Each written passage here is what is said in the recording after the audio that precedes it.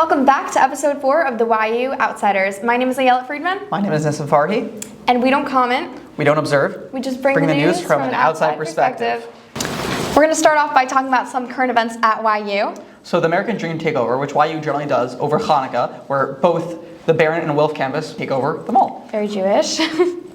This year it will not be happening, possibly because of fiscal deficit that YU ran. Instead, both Wilf and Barron will be going to a water park, different nights. Very exciting. In recent news, the basement of Gluck, which we have no clue what goes on there was a flood because of a burst boiler. Apparently some books were ruined, but other than that, I think everything else is fine.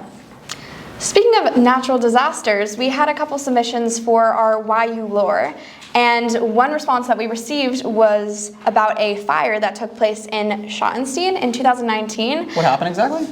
So we did some research, and apparently some man broke down the glass door and got a hold of some Hanukkah candles and set 3 separate fires in the building. I always knew there would be an issue with that. Like, you can't just have like thousands of candles burning and not have an issue. I never thought it would come from a separate person from outside, though. So, slight fire hazard there. Speaking about the Schottenstein hate crime, there was a separate hate crime which happened. Some people are calling this rat cheeses, where a student, maybe not a student, maybe an outside actor, white supremacist, came up and decided to crucify a rat right next to a YU sign. Interesting that YU didn't really make such a big deal about this, but they did with the orange peel incident not too long ago by a Palestinian protest. So, I don't know, like, I feel like I should be horrified by this, but it's also kind of funny. It's objectively funny to, like, I hope the rat was dead already. I don't know what to feel. I think it was dead. Okay. I think it was dead. Another thing that we got from you guys is the YU lore about the women's library section at YU. Something I never heard about, but I've seen it and I've always wanted to go there. I've been trying to move throughout the floors. Fifth floor is obviously the best, but I've been trying to move through the floors, and there's this women's lounge. Like, why don't we get a women's lounge in Barron? I don't know. Yeah, they can barely get past the doors in Barron. Yeah, I know. So talking about events happening. On December 5th, there will be an event on how to become a background actor. If you were ever curious how to learn how to do that, you ever, wanted Isn't it just a matter of not doing anything, though? No. It's you wanted your big chance at fame. You're learning the skills. Like, I think it's the first step, in becoming a real actor for Hollywood. You ever wanted to get there? This is a great opportunity to do that. So definitely recommend checking that out. Well, if you want to do something else, you could also go to some sports, Brooklyn Nets versus the Pacers. So if you're into basketball, you go there. I think I'm actually signed up, but that's fun. So yeah, that's also happening on the 5th. There's also speaking of basketball, there's the Women's Championship Classic on December 7th. Also would love to learn more about that. And do you remember that during orientation, they actually had an issue because they had a women's basketball thing, and then somehow they let all the guys sign up for it, and somehow I think there were more guys signed up for this women's basketball thing than women. I think to send out an email, no, this is not for guys to sign up for. Okay, so we girls gotta support each other. We gotta show up apparently, because we can't let that happen again. But sounds really interesting. We should definitely check that out. Also on Friday, the Stern Nosh Club will be having another event. Another event? So it's funny because the last time I showed up, there was no food or people, and that was really sad. So I'm really hoping that when I go this time and when everyone else comes, there will be food, because it is the Stern Nosh Club. Well, what will be happening is Motzei Shabbat. There will hopefully be a Melva Malka club event hosted by yours truly. Near Stern, perhaps the 36 Lounge, still working out all the details, but that will be happening, and there will be food, there will be games, and it will hopefully be very exciting. Very cool. Finally, this Sunday and Tuesday and Wednesday, there will be the first play opening of the SCDC fall production of The Man Who Came to Dinner.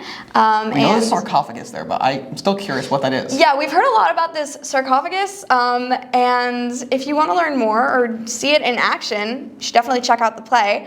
It should be very exciting. So we asked you viewers, what are your hot takes?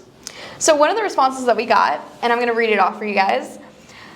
People who don't like the cupcakes they serve on Shabbat at Stern are considered in-towners no matter where they're from.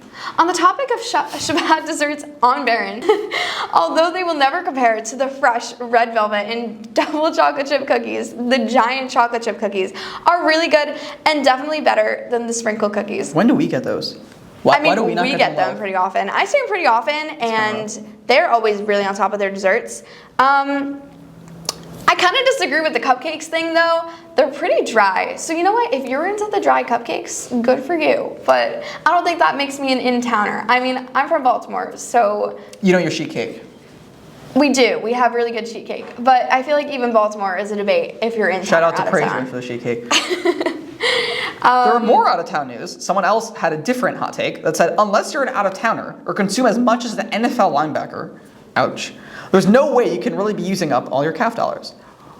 Well, Mr. So-and-so, I do not consume as much as an NFL linebacker. For your info, I didn't eat anything today. Yet last semester, I did finish all my CAF money. Maybe it's because I was a CAF daddy.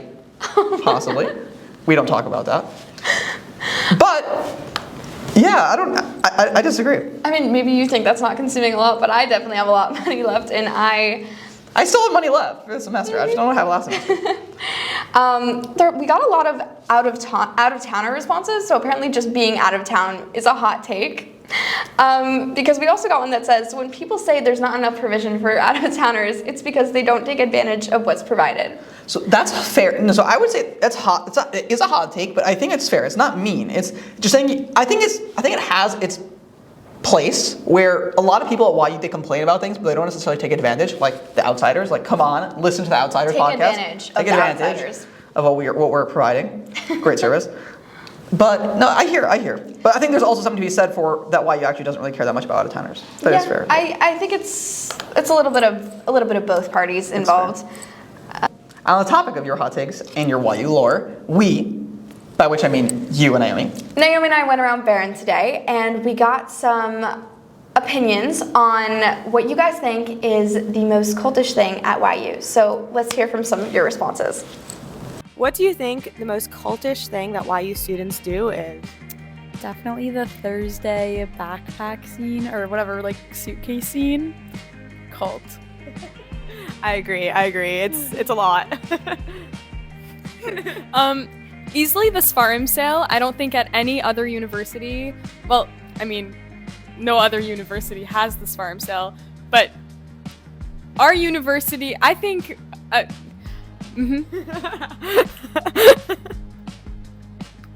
So I'd say definitely Tumid. No one really knows what they're doing, and all I know is that there's no shuttle space on Wednesday nights. It's very suspicious.